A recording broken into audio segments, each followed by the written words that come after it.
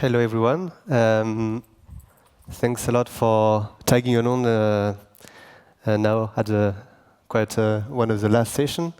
So I'm going to speak about towards energetic quantum advantage in boson sampling. I think it's a very nice topic. When we see at Q2B, it's the roundabout quantum value. When we talk about value, we usually mean computational advantage, and I think that broadening the spectrum and looking at different kind of advantage, for instance, the energetic advantage is a very interesting question to tackle. And so at Quandela, you've heard about us for some time, I think, at this conference, but we are a full stack company, going from the very basic hardware elements to really the high-level software stack. And a question I raised, like a research topic I raised, is the following: like, what about the energetic of photonic QC in all of this stack? And you could take a very lightweight approach and do quite a trivial computation, just looking at the energy you have in your plug for powering your system, but it's not really going at scale, and you can't really extrapolate from this. So I think it's really interesting to take a very robust, pragmatic, rigorous approach and try to come up with a really kind of thermodynamic answers to these questions.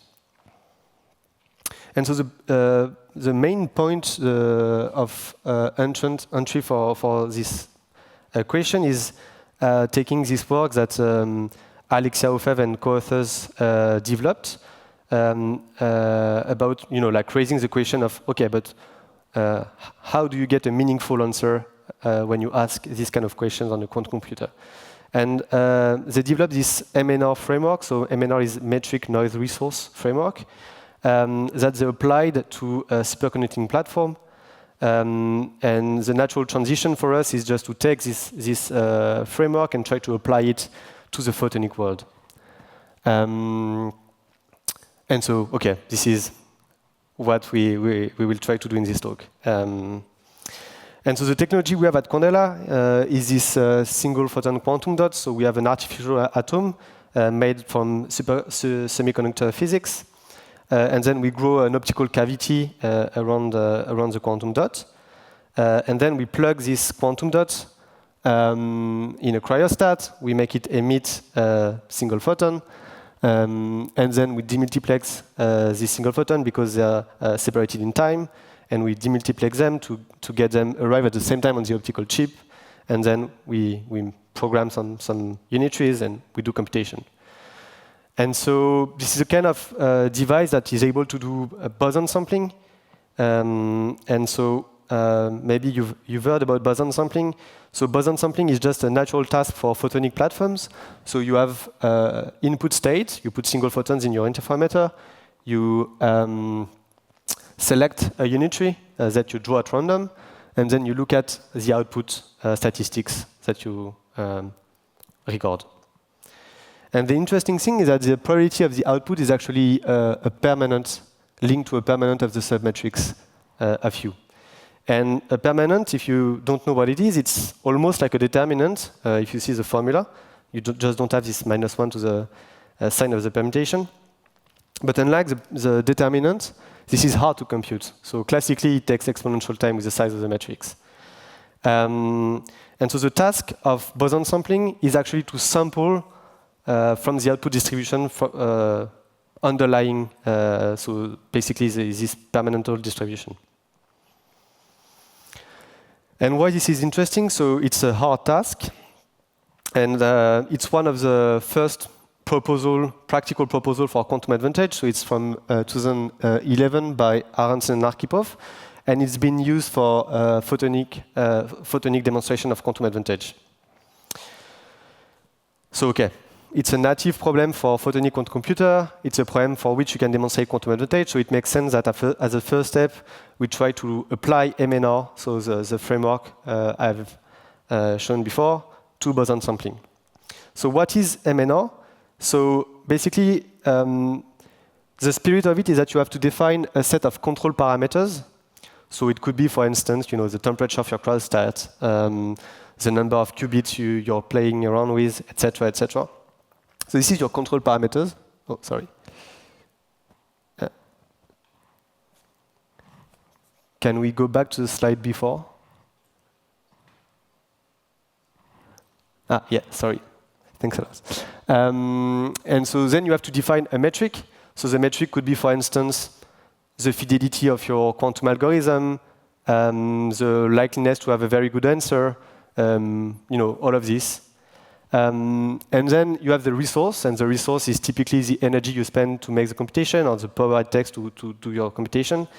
And the idea of MNR is to do this constraint optimization problem where you want to optimize the resource at a fixed metric. So you want to basically find an optimal point for which you're going to minimize the resource consumption, or optimize the efficiency of your setup.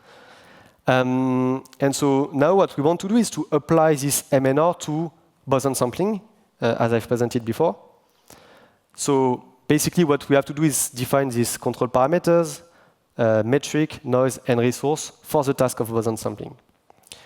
So parameters, in the case of Boson sampling, is going to be the number of input photons you put in your Boson sampling task, and the temperature of your cryostat in which you put your single photon sources and your detectors.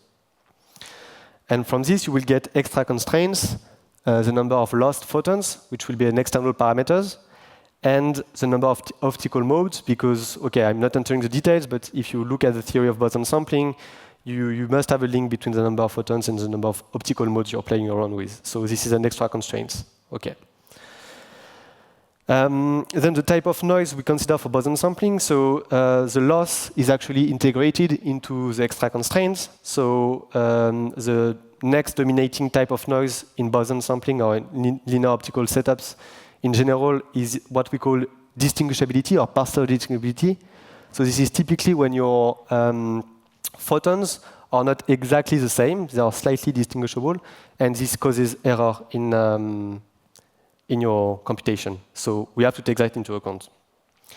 And what's very nice is that actually this partial distinguishability, it's depending on the temperature of your cryostat. So you see here that as your cryostat gets higher in temperature, the source emits photons that becomes to be more and more distinguishable. So you see that you're starting to have a link between a resource, the energy, and the quality of your task, because it's linked to the quality of your single photon. Now the resource for Boson sampling. So the resource is going to be the cryogenic power consumption, because you have to cool down the source and the detectors. And okay, we have a simple model to model the resource consumption based on hardware considerations. So it's very tailored to our setup at Quandela. And now the metric for Boson sampling. So the Boson sampling itself is a task to assess classical hardness. So the metric itself is going to be linked to classical simulability of noisy Boson sampling. And so for this, we rely on a work that has been done by Renama and co-authors, in which they consider, they consider n partially distinguishable particles in their setup, but of course you're going to lose some photons due to loss. So then you're going to have n minus L photons that arrive to your Boson sampler. And then actually, because these are slightly distinguishable particles, what you can do is you can express it as two different experiments. One idealized perfect experiments where you only have perfectly distinguishable photons. So this K is going to be computed afterwards, you'll see. And one other experiment with the remaining of your photons. And this experiment is actually easy. I'm not entering the details, but basically it's linked to a permanent of a positive matrix, so it's something you can do efficiently classically. So basically, this is what's hard. So this is your idealized experiment on which you're going to pay an exponential price in the classical simulation. So basically, this K is really, like you can compute it from your experiment. It's really basically your metric. It's really the actual price you're going to have to pay to simulate. OK, and I assure you, you have a formula to compute this K. So it's not it's an analytical formula, so you can compute it. But let's not enter details too much. So then, just to give you a flavor of the kind of or why is there an optimization to do in the first place? If you work at fixed temperature and you want to increase your metric, you're going to say, well, OK, let's add more photons to the system. But if you add more photons and then you need more cryostats, you're going to divide your power for different cryostats if you fix the power you have, your power bills that you have. And if you do that, then the temperature inside the cryostat will be higher. So we'll have photons which are more distinguishable with each other. And so because they are more distinguishable, it will give you a lower metric, basically. So you have a trade-off between increasing the number of photons, but then keeping your photons of high enough quality. And this is very important. And so this is why we'll get a non-trivial optimization in this power consumption, and we will be able to find optimal parameters for which we get the best energy efficiency. So now, to really have a fair comparison to the classical domain, what we've done is we took the best classical algorithm to simulate Boson sampling. It's called the Clifford and Clifford algorithm. And inside, we've taken the part which consumes the more energy, or which are the most floating point operation. And to compute the energy, we actually took the best cluster in the green 500 list. So basically, we took the best optimized hardware now we have to do classical computing. OK. And this is what we get. So let me go through this graph with you. So here it's the time per sample, and here it's energy per sample. So here you're looking at a quantum advantage plot, and here you're looking at a an energetic advantage plot.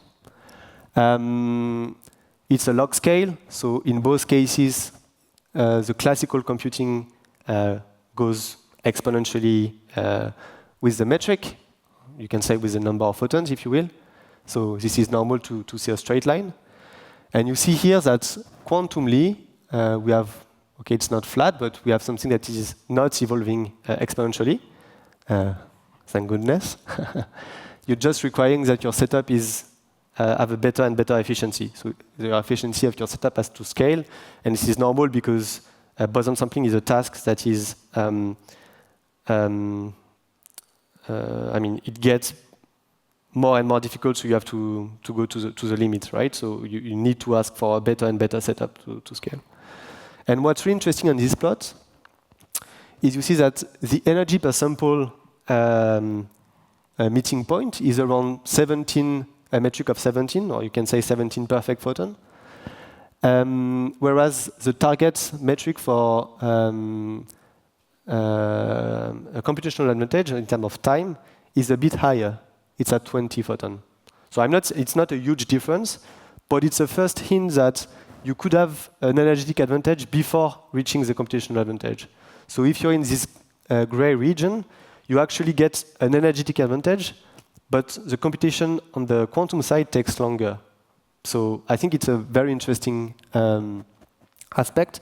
And if you look at the first Emeriau paper from Alexia Ofev, Marco Felusaciani, and co-authors, you will see this feature as well. You will see that you have a point, or a regime, sorry, where you actually have a quantum advantage which is before the computational advantage.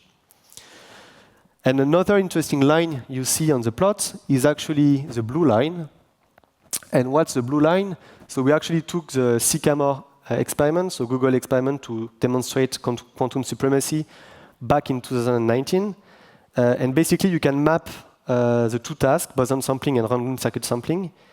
And if you look in the appendix of the paper, they give actually a way to compute, well, they give the energy they have. So of course, a disclaimer, they haven't tried to optimize the energy. So this is maybe a reason why it's so high. But still, we have so many orders of magnitude improvements that even if you optimize the setup, I do think we'll just maintain an energetic advantage in comparison to superconducting platform. Okay. And then if you've seen the title of the talk, you've seen that we could perhaps do something in a blockchain-related technology. So this is something which is not done at Quandela, but something that has been done at BTQ, which is a startup.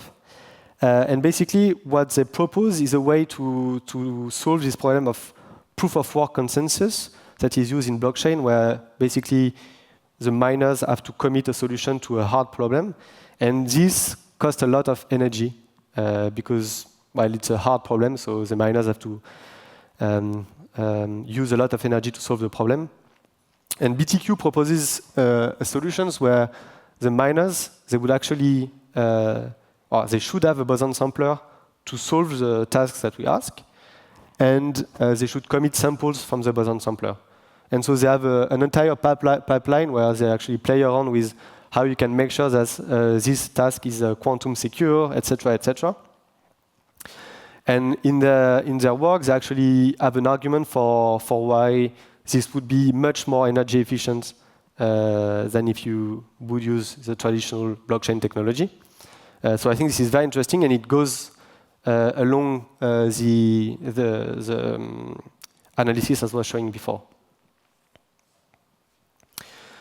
Okay, so as takeaway, this is the first time someone applies this Emeriau framework to the photonic world. So I think this is interesting, and I would like this Emeriau framework to be applied to tons of different technology, to be able to, have some people working really on optimizing this energy consumption for quantum devices. So we've applied that for Boson sampling. It's not a universal model, but it's a canonical model for quantum advantage demonstration. We've used a noise model which is really targeted to our technology. So I think this is important because you don't want to make too much assumptions on your technology. You want it to be quite precise. So it's nice if you use a native noise model. We see that you can reach an energetic advantage before a computational advantage, which I think is interesting. So it's a hint, and I welcome everyone to also take this question and see in other problems or in full-fledged algorithm whether you could reach an energetic advantage before the quantum advantage. I think this is an interesting question.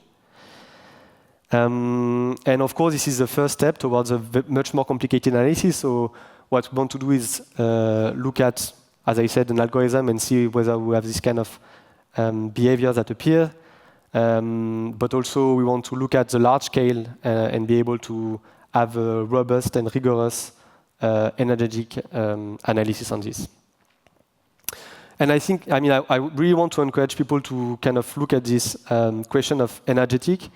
If I take an example, for instance, with AI, we see now that AI is demanding a lot of energy to solve tasks. And I think this is one of the reasons is because the technology got there before we kind of asked the question of energy. And so now we're kind of stuck with something that works very well, but which is energy inefficient. And I think now is a good time to ask this question for quantum technologies, because it can also impact roadmaps. And this is something we see already. So we are working with Alice and Bob, EDF, CNRS, and Majulab on this question of energetic advantage within the OSAQ consortium. I think I have a slide on this, actually. And the main question is, okay, how can this question impact the roadmap and lead to more energy efficient solutions?